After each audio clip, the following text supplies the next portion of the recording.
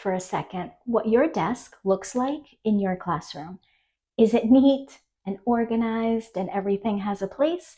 Or is it covered in mountains and mountains of student papers that are waiting to be corrected?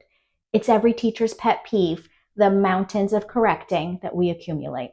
So today, let's talk about some ways that we can reduce your correcting and get some of your time back. Hi friends, my name is Kim. I'm a high school science teacher, mentor, and resource creator for TPT, and I like to share creative ways to help you manage and run your science classroom with a little less stress. Today's topic, correcting. And I say that with a sigh because it's always going to be there and it's never going to go away. And it is a necessary evil if you are a teacher. And it has to get done. So how can we get it done without spending hours and hours and hours of our time trying to do that? I think I have 4 ways that might help you. And I have tried all of these ways. I use them all the time and I've had some pretty good success with them and I hope you will too. So let's jump in. The first method that I use is for work that has to be graded for completion. This might be homework or classwork, work that's intended to be a safe space for students to practice and make mistakes. Something you don't want to really correct for accuracy, but you do want to correct in terms of effort that the students tried and completed it. And for this, I use a check mark method. So I will grade papers either as a check plus, check, or check minus. I'm sure you've heard that before, but I translate those checks into a certain number of points based on how many points the assignment is worth. So if the assignment is worth 40 points, then a check plus is 40 points. A check might be less than that, 30 points. A check minus might be less than that, 20 points. And I can just quickly scan through the papers, look for completion, look for effort, and grade accordingly really quickly. And then my second method is if I have an assignment where the student has answered lots of questions and there's a lot of reading that I have to do, and I've got many papers to get through. Keep in mind when a student completes an assignment like that, let's say they have 25 questions to answer, they're probably going to put the same amount of effort into each question for the most part.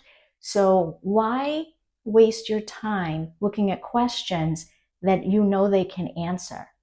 If you ask them for a definition, you know they can look in the book, grab the definition, and write it down.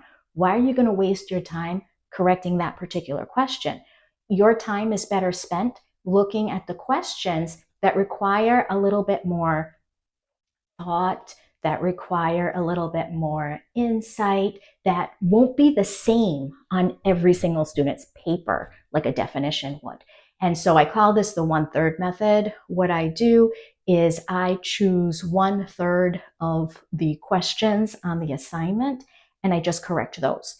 I will give credit, full credit, for all the other questions that I don't correct, but I am only correcting in detail 1/3 of the questions that require a little more thought. And I do have a certain number of points that I assign to each question, whether I correct it or not, but I really am only reading 1/3 of the questions, and that's going to give me a feel for how much effort the student put in. That's going to give me a feel for how much they understand the assignment, and it's going to let them know what they need to work on, because you are correcting only the 1/3 of the questions that require a little bit more thought. And then the third method that I use is for group work. So if students are completing, let's say, a worksheet together or a problem set together, you know they're going to hand papers in with almost same answers because you told them they could work in groups. Why are you going to correct 3 or 4 identical papers? it doesn't make sense. So what I do is I have my students label their papers in their group as A, B, or C. So one student's paper is going to be A, one student's paper is going to be B, one student's paper is going to be C. If you have a fourth person, they can label their paper D. I call this the ABC method, and I tell the students, you're allowed to work together. Everybody's responsible for filling in their own assignment, but at the end of class, I'm going to call out a letter, and that is the letter of the paper that I'm collecting and correcting for each group. And so that puts a little more responsibility on the shoulders of the students to participate in the group. So everybody's kind of got to pull their own weight. Everybody's got to get all the answers down. And students tend to check on each other when they're in groups when I do this, because they want to make sure that everybody has the right information. So it does force cooperation a little bit, and I really like it. And then I am collecting one paper for the entire group, which drastically cuts down my paperwork. And then my fourth method is to take all those fancy rubrics that we've got that are a page long and have paragraph long descriptions for each criterion, and I just throw them out because I am not going to use a rubric that takes longer to read through than it actually took the student to do the assignment. And if it's not mandated, I am not using it. You can pretty much take any of those rubrics and condense them way down. You don't need a paragraph description for each criteria on your rubric. 3 or 4 words could pretty much sum it up. You don't need 12 criteria when you could group some of them together. So I like to use rubrics that have really short descriptions for the criteria and maybe only have 3 or 4 criteria that I'm looking for.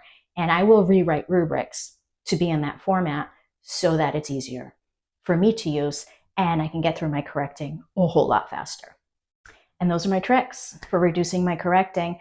I have gone from bringing lots and lots of papers home to correct to bringing almost nothing home to correct because I can get it done during my prep time at work, which is fantastic.